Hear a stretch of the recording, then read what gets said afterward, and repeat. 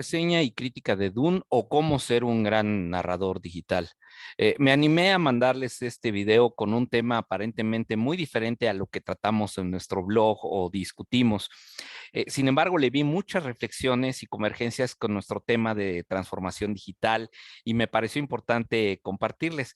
Además, asumo que mi círculo de amigos, mi círculo de conocidos y de todos los que estamos alrededor de esto, pues en algún momento somos ñoños, geeks y nos hemos encontrado con algún libro de Dunas o por lo menos he conocido este tema y algunas referencias y además también adoramos las sagas, ¿no?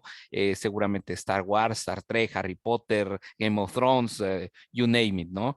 Eh, por eso el lanzamiento de la película nos permite reflexionar algunos temas y cuando yo la vi, obviamente yo estaba esperando, yo la vi, pues estaba esperándola con cierta expectativa. Debo de admitir que no he leído ningún libro de Frank Herbert. De hecho, los compré para mis años de retiro y aquí tengo un grupo de libros, pero lo que sí leí que es parte del canon, es un libro del hijo que se llama La Casa Atreides. Brian Herbert, que en colaboración con Anderson, escribieron 17 libros más. Esto fue, el primer libro se escribió en 1965 y Frank Herbert sacó 6 libros con una historia de tiempo fija, alrededor de 20,000 años en el futuro actual y el hijo con este otro escritor escribió 17 libros más. Bueno, está escribiendo porque el último salió en 2021, entonces es una saga que todavía está viva. Algo importante a diferencia de algunas otras sagas como Star Wars o como Star Trek, que esta se ha mantenido con ese mismo equipo de escritores, lo cual lo hace muy consistente. Muy parecido a lo de Harry Potter, ¿no? Que básicamente es una sola escritora la quien lo hace. Eso ha permitido que sea muy consistente la historia, que se mantenga más o menos con cierta coherencia. Por eso, también otra cosa importante, vamos a hablar primero de los libros, ¿no? De ahí son varias cosas que les quiero tratar para llegar a las lecciones o las conclusiones de la narración digital o el digital storytelling. Primero vamos a hablar sobre los libros, ¿no? Eh, Dunas es la historia madre, punto. Todas, Game of Thrones, Star Wars, Star Trek, Indiana Jones, todas han recibido influencia de ellos. Y no dicho por mí, dicho por sus mismos autores. Ellos se honran de decir, nosotros hemos recibido inspiración de Frank Herbert. Y lo van a ver, en la película van a ver unas referencias que es parte de las victorias que yo veo que se hizo en este digital storytelling. Por esa misma consistencia se ha dicho que esa es la película imposible de hacer, porque también hay varios elementos que la caracterizan. Una de ellas, que ahorita ya se resolvió, es que los personajes y los mundos son tan complejos que una sola película era imposible de contenerlos. Esto se ha resuelto hoy en día con las series de televisión y las sagas, entonces es un buen momento de hacerlo, ¿no? Porque se puede acompañar con más extensión. La otra es que, y sobre todo en tecnología, Frank Herbert, no sé, a diferencia de un George Lucas cuando escribió su saga se basó un poco de las tecnologías actuales y cómo iban a evolucionar, a diferencia de un Star Trek, por ejemplo, tiene la teletransportación, que si bien hay sustentos científicos, está muy lejos de realizarse. Y sin embargo, George Lucas, sobre todo al estudiar los androides, la transportación espacial, el X-Wing, algunos diseños de naves, se basó en diseños que eran actualmente, ¿no? Entonces le da una base realista, hay un mayor sustento científico. En el caso de Frank Herbert es el extremo, no hay ningún sustento científico para lo que él dice que existe. Pero eso también es maravilloso, son dos corrientes de pensamiento. ¿Por qué? Porque entonces él da rienda suelta, es como un potro en la pradera, a lo que se puede hacer en el futuro con la tecnología. Por eso también es imposible de hacer, porque simplemente muchos de los elementos que él integra son tan conceptuales que realmente no podría existir una representación o hay muy pocas referencias para hacerlo, ¿no? La otra cosa importante es que está centrada en la naturaleza humana, es decir, que también es una aplicación correcta de la tecnología. La tecnología está centrada en la naturaleza humana, es decir, sirve al hombre. Y la historia, en el caso de Frank Herbert, es todas las intrigas políticas, tanto individuales como de sociedad, entre diferentes escasas por llegar al poder del universo conocido. Entonces la historia es muy humana, nos toca en el sentido humano, ¿no? Y al añadirle los elementos fantásticos, bueno, le añade un plus increíble, ¿no?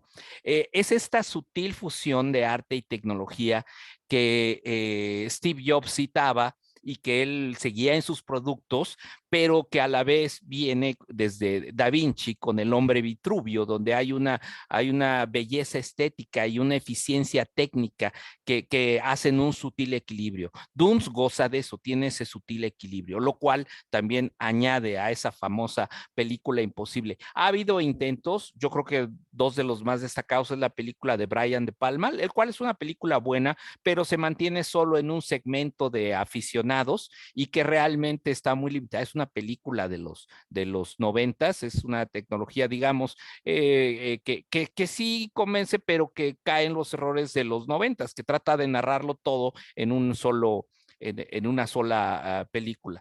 Y la otra fue Jodorowsky, el director que fue un intento, e inclusive colaboró con Salvador Dalí en arte conceptual para poder hacer este mundo, pero nunca despegó. Fue realmente, cuando empezaron a verlo, era un proyecto imposible y se mantuvo así. Mucha gente le tenía miedo a hacer su interpretación. Sin embargo, yo creo que, y eso es parte de mis conclusiones, yo creo que es como una historia de Shakespeare. Todo mundo va a querer a partir de este momento ver cómo interpreta a uno esa realidad, ¿no? Van a ser llevados a la pantalla por distintos directores y siempre habrá una interpretación personal favorita de cada uno de nosotros. Lo que sí, esta historia empieza a agregarse, no va a terminar en el cine, sino ahora tenemos una multiplicidad de medios, tenemos las series de televisión, vivimos en la época dorada de las series de televisión y también tenemos los cómics que también le añaden ese balance visual que también han renacido. Por eso te voy a decir cuáles son los elementos y ahora sí hablando de esta película en específico que fue dirigida por Denis Villeneuve, música de Frank Zimmerman, Hans Zimmerman, perdón, cuáles son las cosas que me gustaron y que la recomiendo ampliamente. Lo primero es que no abarca toda la trama ni todos los personajes. Él ni siquiera todas las escenas. Él trató de representar muy poco. Dicen que es la mitad del libro, pero realmente es aún menos que la mitad del libro porque no toma todas las escenas y las que hace las trata con más detalle, ¿no? Eh, Eso es lo que hace un historiador digital. Se enfoca en el engagement, en que la gente se atrape por la historia. ¿Por qué? Porque hay muchos más medios que son casi ilimitados por el cual ya el mismo aficionado se va a autoabastecer qué quiere saber de un tema, ¿no? Entonces vamos a tener acceso a más información, ahí están los libros, hay una gran cantidad de recursos, entonces no hay que contarlo todo, lo importante era que hubiera un engagement. Luego, la línea que más o menos en esa misma pensamiento es menos es más. Entonces, al no abarcar a todos los personajes, nos deja babeando, a los que hemos leído los libros, nos deja babeando por conocer a algunos otros personajes. Por ejemplo, habla de las Ben Gesserit, que es esta orden de hermanas que se parece muchísimo a la orden Jedi, que inclusive en la película, spoilers alert, por supuesto, tienen poderes de manipulación de voluntad, obviamente de defensa personal, etcétera, etcétera, pero así como ellos, que no la desarrolla toda, pero nos los da suficiente para darnos a entender que ahí hay mucho más en la historia. Los navegantes, yo estoy babeando por conocer cómo va a ser su interpretación de los navegantes. No voy a hacer un spoiler porque es la historia. Los navegantes son obviamente seres humanos que son escogidos por sus habilidades para poder navegar en los pasadizos interestelares y que desde un inicio son sumergidos en especie hasta transformarse y lograr un conocimiento dimensional mucho más grande que les permite navegar esos cruceros. Entonces es gente que nada en especia y que ya ha sido transformado al grado que ha perdido su humanidad. Yo estoy babeando por ver la interpretación de los navegantes, si se logró, por ejemplo, con las Bene Gesserit. Entonces, básicamente también me gustó eso, que menos es más. Y no se diga de los diferentes planetas, ahí vimos que mencionó algunos planetas, pero en el que se enfoca es Arrakis, pero cada uno de los otros planetas lo tendrán. Y también los Stitch, y el mismo Arrakis tampoco lo desarrolla tanto, porque solo sucede en la ciudad y en algunas zonas, pero los famosos Stitch o poblaciones de los Fremen, y los Fremen en sí con todos los rituales que van a tener, nos dejan entrever que va a haber más por venir. Tercer punto, la música de Zimmerman es apropiada y fue muy apropiado desarrollarlo. Y también